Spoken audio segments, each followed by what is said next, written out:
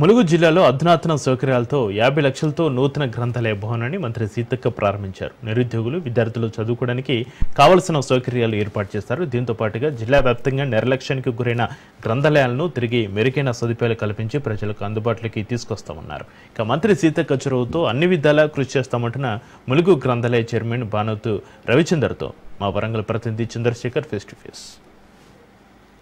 తెలంగాణ రాష్ట్ర ప్రభుత్వం ఇటు గ్రామాల్లో అనేక మౌలిక వసతుల కల్పన దిశగా ముందుకు వెళ్తుంది.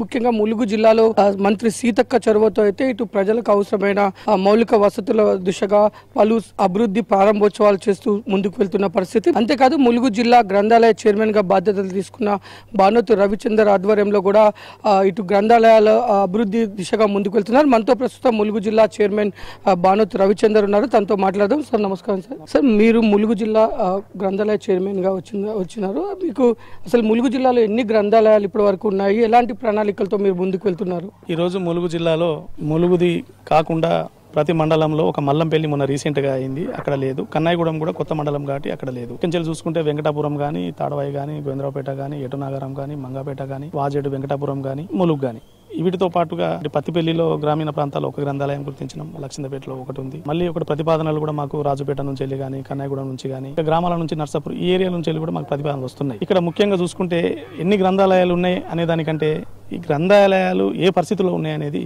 ముఖ్యం. కాంగ్రెస్ గవర్నమెంట్ ఏర్పడ్డ తర్వాతనే విద్యా వ్యవస్థ మీద స్పెషల్ ఫోకస్ పెట్టి ఈరోజు స్కూల్ అయితేనేమి, కాలేజీలు అయితేనేమి, ఇంటిగ్రేటెడ్ స్కూళ్ళ ద్వారా అయితేనేమి ఏ రకంగానైనా పిల్లలకు, విద్యార్థులకు నాణ్యమైన విద్యను అందించాలి. సేమ్ టైం గ్రంథాలయాలను కూడా అభివృద్ధి పథకంలో నడిపించాలి. ఇక్కడికి వచ్చే వాళ్ళంతా ఉద్యోగాలకు ప్రిపేర్ కావడానికి వచ్చే వాళ్ళు ఎక్కువ శాతం ఉంటారు కాబట్టి వాళ్ళకు అందుబాటులో మెటీరియల్ ఉంచాలి, వాళ్ళకి అన్ని సౌకర్యాలు కల్పించాలి.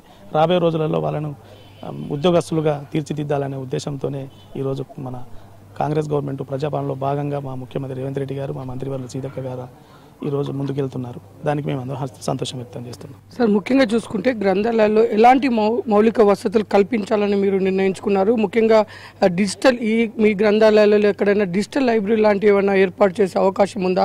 ముఖ్యంగా చదువుకుంటానికి వచ్చిన యువకులకు కానీ, పాఠకులకు కానీ ఎలాంటి మౌలిక వసతులు వారు ఇక్కడ స్పెండ్ చేయడానికి కావాల్సి ఎలాంటి ఏర్పాటు చేయాలనుకుంటున్నారు? చైర్మన్గా ప్రమాణ స్వీకారం చేసిన తర్వాత ఇక్కడికి వస్తే ఇక్కడ సుమారుగా ఒక 20 నుంచి 30 మంది పిల్లలు కనబడి అక్కడ ఏందనంటే ఇక్కడ సమస్యలు అసలు ఏమున్నది, ఏంది పరిస్థితి ఒకసారి చూద్దామని చెప్పి నేను చూస్తే ఇక్కడ ఒక వాటర్ ఫెసిలిటీ లేకుండే, ఈ బిల్డింగు స్లాబ్ వేసి వదిలేసి ఉండే, ఈ పక్కనే చికెన్ సెంటర్లు, మటన్ సెంటర్లు ఉంటాయి. ఆ కుక్కలు, పందులు ఇక్కడే ఉండేది.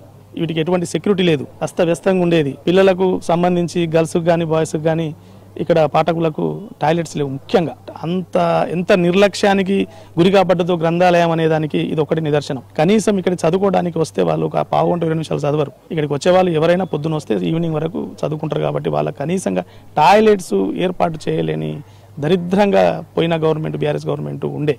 దీన్ని ప్రక్షాళన చేయాలని వెంటనే మేము మా మంత్రివర్యులు సీతక్క గారి దృష్టికి తీసుకెళ్లి యుద్ధ ప్రాతిపదికన మాకు ఈరోజు టాయిలెట్స్ ఓపెన్ చేయడం జరిగింది. ఈరోజు ఇక్కడికి లోపలి రాకుండా గేట్లు చుట్టూ కాంపౌండ్ ఏర్పాటు చేసినాం.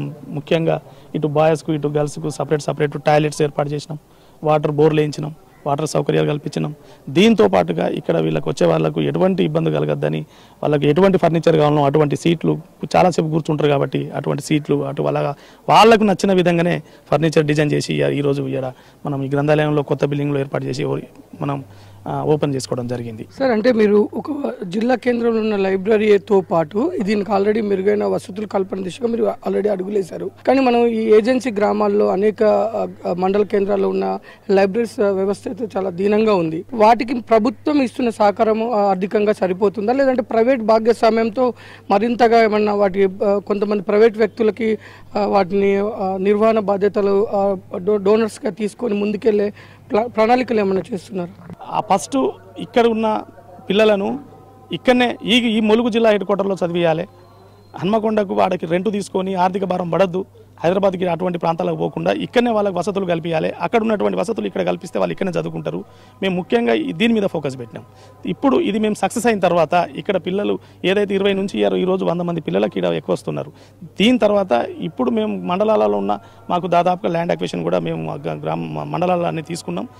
అక్కడ ఆ మండలాలకు సంబంధించిన సౌకర్యాల కోసం 20 నుంచి 25 లక్షల రూపాయల ఎస్టిమేషన్లతో కొత్త బిల్డింగ్లు కట్టాలని కూడా మా మంత్రి గారి దృష్టికి సీతక్క గారి దృష్టికి తీసుకెళ్ళడం జరిగింది. అక్క కూడా సానుకూలంగానే ఉన్నారు. బట్టి అక్క సానుకూలంగా ఉన్నారు కాబట్టి ఈ రోజు మేము ఇక్కడ ఈ రకంగా ఏర్పాట్లు చేసుకోగలిగినాం. రాబోయే రోజులలో కూడా మండల కేంద్రాలలో కూడా బ్రహ్మాండంగా కొత్త బిల్డింగ్లు కట్టుకుంటాం. అక్కడ ఉన్న మండలాలలో ఉన్న యువకులకు కూడా అన్ని రకాల వసతులు కల్పిస్తామని ఆశాభావం.